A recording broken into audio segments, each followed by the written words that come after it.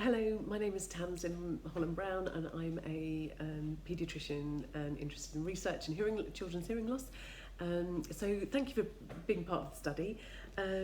You should have received your two boxes through the post, a microphone and a headphone.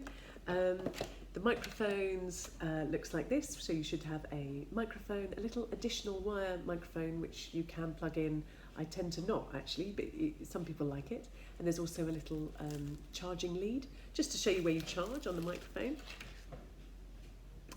You just charge at the bottom there, and that's where you plug in the additional mic if you want that. Some people think it's a little bit clearer with it, but I tend to use it without. I just use it as it is.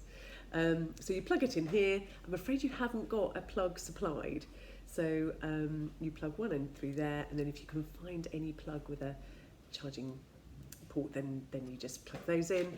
When it's charging, there's an amber light which dims when it's charged, or sometimes it turns off. Second thing is your headsets. Headphones, you have a multifunction button on the side.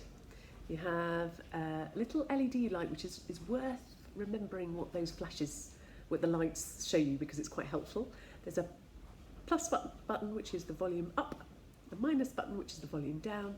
This is a little charging port here, and that's where you charge your headphones. So it's worth, I tend to charge them overnight. They probably do last a couple of days. Some people say 2 to 3 days when they've tried them, but it's better to get into the habit of charging them overnight, because it's so annoying when you haven't got them charged and you really want them. Right, so the first thing you do is, if you're the parent, then it might be worth doing this just yourself. Put the headphones on. The side button is your on-off button, and it's also your pairing button. So if you want just to have a go, just press for 1 or 2 seconds and it'll say power on, and then just so that you can feel what it's like, press again and it'll say power off. So if you want to, that's just so you know what it's like. Now this time we're going to pair it to the microphone. So I'm going to press the side button and I'm going to say press it, and I'll wait until I hear it say power on, and I'm going to keep pressing. So I did not take my finger off, kept my finger on until it said pairing. Then I took my finger off, and as you can see, it's just the little LED light's reflected on my hair, but it's showing a blue amber flashing light, which is saying that it's pairing. So all we do with the microphone, make sure it's slid over at the bottom to the A setting. And then everything's done on the front now. So then you press for about 2 seconds, maybe 3, until it starts flashing. Now the first time you do this and they're connecting, you want to keep this within about it's just telling me now that my headset is connected, but when you first do this, it actually takes almost a minute, which feels like quite a long time, to find each other and first pair. And then once it's done it once, it does it much quicker after that. So this is actually working now, and I can hear it. If you won't be talking like I am, so just blow into the front and you'll be able to hear what you're doing, and see how it does a kind of slow blue flash. So it's quite helpful for the children to have a look at this, because they can see, if you give this to the parent or to the teacher, the child can see by looking that it's on and working. So what you might want to do as the teacher or the parent, if you're talking to someone else or another child, is there's a G minus little button at the bottom and a G plus at the top. So when you want to mute the headset, so you don't want the child to hear, you just press this for about 2 full seconds. And it just goes there, it tells the child that it's muted. So it says flashes blue amber saying, it's okay, I've deliberately muted you. So when you want to re-listen to the child, you just press this for about 1 to 2 seconds. And then it goes back again to normal. And I can hear it again now.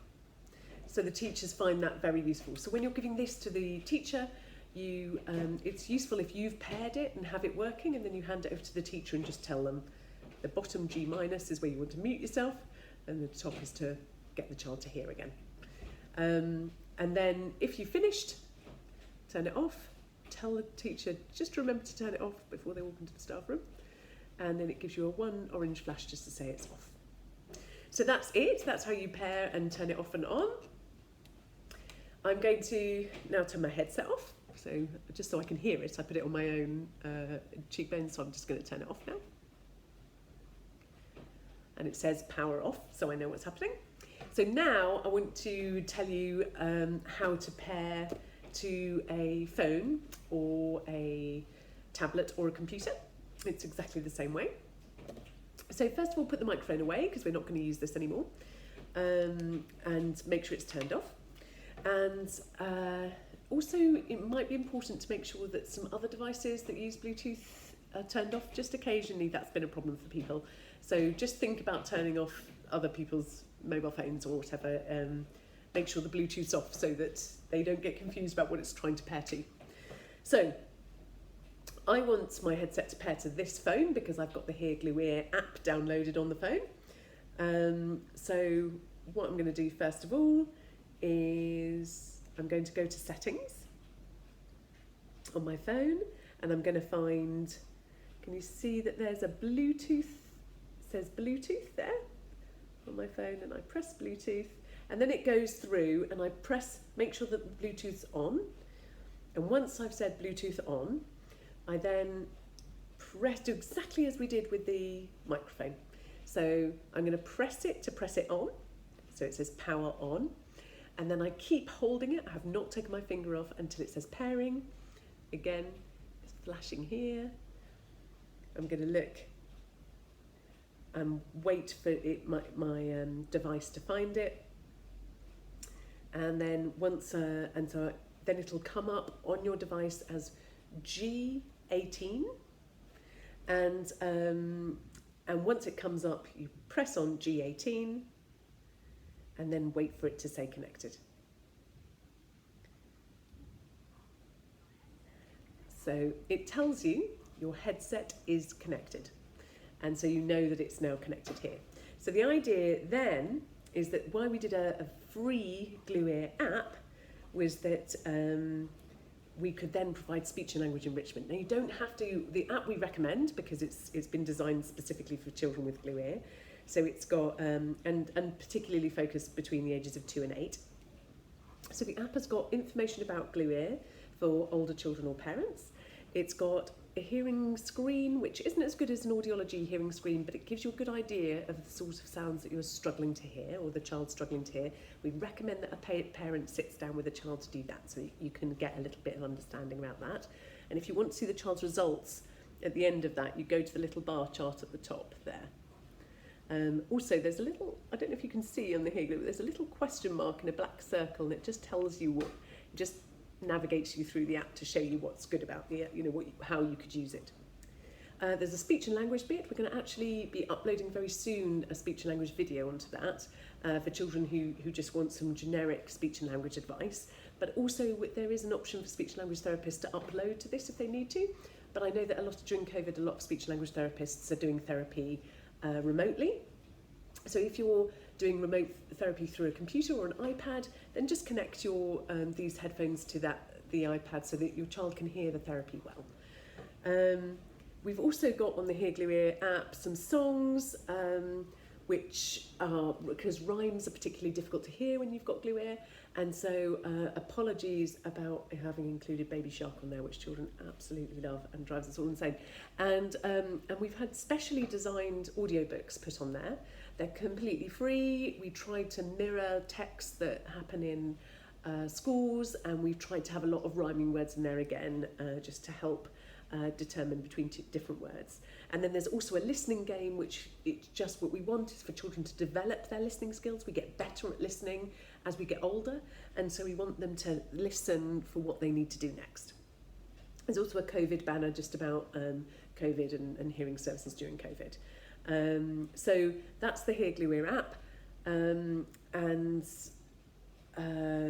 once you've finished using it, don't forget you don't have to use the HearGlueEar app. You could instead connect your headphones, as we said, to a device where you're going to have speech and language therapy.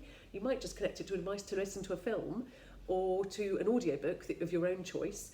And it was just, so however you think your child needs speech and language enrichment, you go for it. We hope that the HearGlueEar app helps. Do tell us. And we hope that this helps your child to hear better while they've got a bit of a hearing loss. Thanks.